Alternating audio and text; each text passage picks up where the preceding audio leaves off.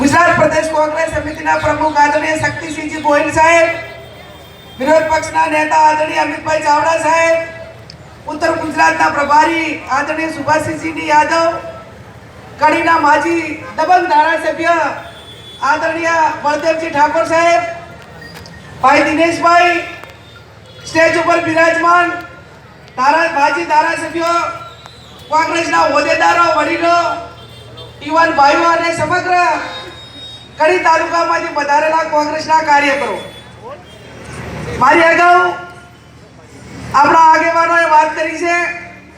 હું અભિનંદન આપું ત્રણેય જે ઉમેદવારોને કે એમણે એકાબીજાએ હાથ મિલાવીને ખાતરી આપી કે પાર્ટી અમને જેને પણ ટિકિટ આપશે અને અમે ખભે મિલાવીને અમે જે ઉમેદવારને જીતાડીશું. ત્રણેય ઉમેદવારોને ખૂબ ખૂબ અભિનંદન આપીએ છીએ. કડી કોંગ્રેસનો ગઢ કહેવાતો એક સમયમાં બળદેવજીએ હમણાં વાત કરી કે જ્યારે ધારાસભ્ય હતો ત્યારે વિકાસ માટે કરીને અનેક પ્રયત્નો કરીને તમામ કામો કરવા માટેના પ્રયત્નો કર્યા. તાલુકા પંચાયત